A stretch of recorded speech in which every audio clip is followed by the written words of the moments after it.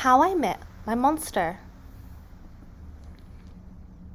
One night, when I reached under the bed for my truck, I found this note instead. Monsters, meet here for final test. Ha! My parents were obviously trying to trick me into staying in bed. I didn't believe in monsters. So, I crumpled the paper, grabbed my truck, and zipped over to my garage. I heard some creaking and rumbling, but I wasn't scared. Our house always made noises at night. But then a voice under the bed scolded, "Stop that stomach rumbling! The child will hear you!" Voices? Stomach rumbling? If this was part of my parents' trick, it was pretty cool. I peered into the inky blackness. 5 pairs of eyes blinked back. See? Now he knows we're here, the voice sighed. One of you has broken monster rule number 1. Maintain the element of surprise. This is no trick, I thought. There are monsters under my bed. A long-necked yellow monster slid out, followed by 4 little monsters. Rule number 2, the yellow one instructed. Never block the bed. All of you, scoot over. Hey, I realized that one must be their teacher. I sat up straight, mesmerized by the monster's parade shuffling across my bedroom. That's better, the teacher monster said. Access to the bed is clear. Now, who knows rule number 3? The purple monster teetered on his tiptoes and gurgled, "Get the child into bed." That's correct, Genghis. And how would you do that? Well, Mr. Z, I would roar my scariest roar. All right, give it a go. Genghis took a deep breath, opened his mouth and let out a tiny blurp. Stomach rumbling would have a better chance of getting me into bed than that funny little noise, I laughed. The child is right, said Mr. Z, shaking his head. That was not sufficiently scary, Genghis. I'm sorry, you're not the best monster for this child. There was some creaking as Genghis slunk beneath the bed. Before I could investigate where Genghis had gone, Mr. Z asked, "Now, who wants to try to get the child back into bed?" The orange monster looked at the ceiling and the red monster looked at the floor. Only the green one looked at me. First, he stared at my toes and started drooling. Then he took a step towards me, and I heard that rumbling noise again. I sprang into bed so he couldn't get my feet. Mr. Z blinked. Very unconventional, Gabby. Your stomach gurgle seems to be what this child needs. What I needed was to make sure this little Gabe monster didn't eat my toes. Right, you 3. The child is now in bed, said Mr. Z. As every monster knows, the ultimate objective is rule number 4. Who can tell me what that is? The orange monster bounced and squeaked. Keep the child in bed until it falls asleep. Correct, Morgan. And how would you accomplish that? Shadow puppets, she squeaked again. Gaby whistled through his nose and I snickered, but Mr. Z said, "Interesting idea. Try it."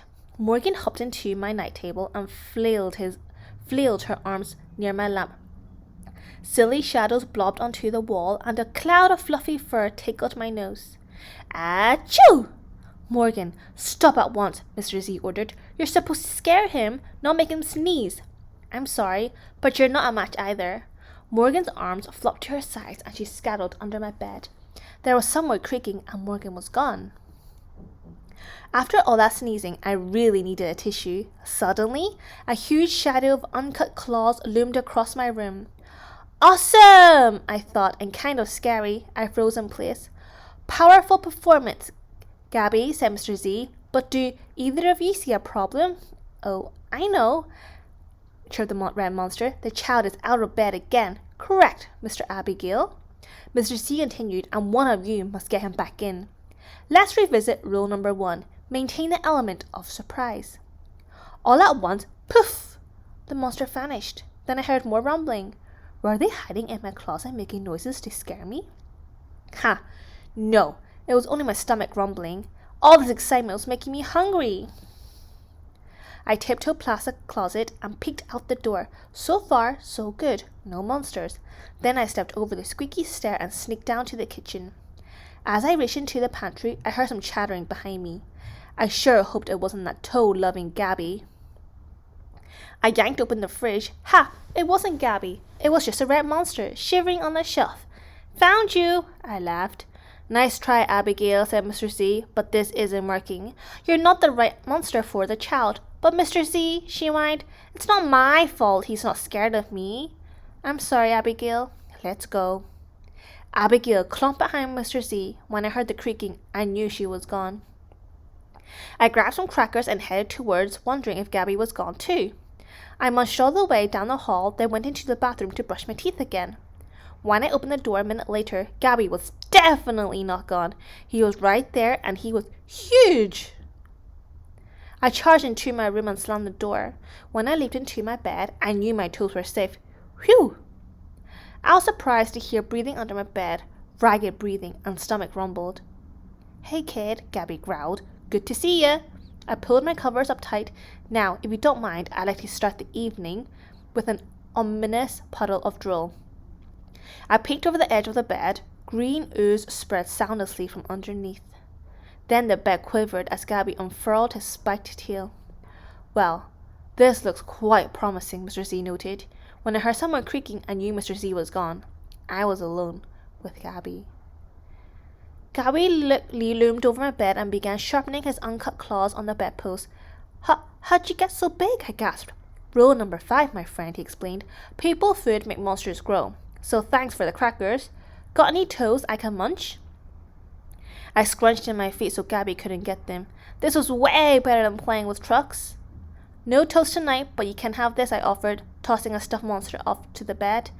Gabby dove for it. His soft, comforting snorts filled the room as he shuffled the toy. I shivered. Kid, I think this is the beginning of a beautiful friendship.